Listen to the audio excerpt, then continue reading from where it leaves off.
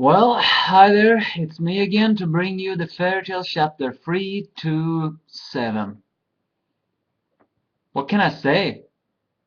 Was this predictable? Well, I wouldn't deny this. But I am not complaining. This actually makes more sense.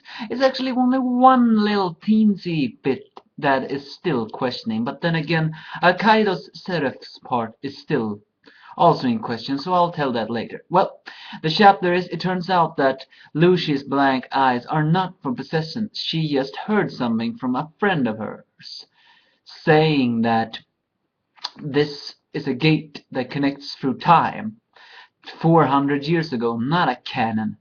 And therefore, the dragons that existed 400 years ago will come through that door, and they do! Dozens of powerful dragons that create quakes throughout the Fiore appears. The princess is in despairing tears, and Lucy further explains that crooks somehow contacted her when they asked, and she reveals that the Eclipse Gate combines celestial spirit magic with the power of the Book of Seraph that can travel, and that allows a person to travel through time. However, now during the eclipse, the the gate becomes corrupted. Lunatic. Luna, For that is what the eclipse really did, or do. It corrupts the gate, allowing the dragons to appear 400 years ago. And uh,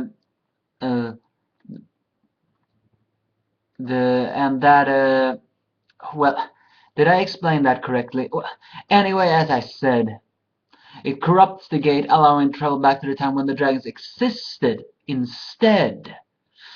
And also the time where Seraph was evil. Does that mean we will see a lot of dragons? Maybe even the Jade Dragon. Well, anyways, Lucy continues getting pushed out by the wind because she cannot close the gate somehow, but she refuses to give up. And not elsewhere, Ulterior Meredy tends to Natsu, but Natsu pushes him up with his own strength, saying that he made a promise, as did Lucy. They must protect the future. That's actually this chapter, relatively short in explaining. But as I said before, was this predictable? Well, I know a lot of people predicted this. So, it is not bad that they were right. I'll give you a thumbs up for that. I don't know what I predicted. Well, maybe I did not predict this, but it's not surprising that it happened. Now, this also adds, of course, to the question, uh, what did Igneel say many chapters ago, saying something like the Dragon King's festival upon us? That almost made it seem like dragons would appear, but not from the gate. Is that a writing mistake, or is that meant to say that another flock of dragon will appear because they know of this gate? And did I just say writing mistake? Well, you know what I meant. A lot of people got confusing with Archidos continuing saying Seraph part only to later saying that he wants to destroy him. But I think the reason why he said that was not because of a writing mistake. I think hero whatever said that because Arcadis tried to create an illusion of himself, saying that he is a bad guy. Focus all your eyes on me, or whatever. Then again, it's not important if it's true or not. What is just all we can do is just read and wait. Now that the dragons are appearing here, you only wonder, what does that make with Igneel?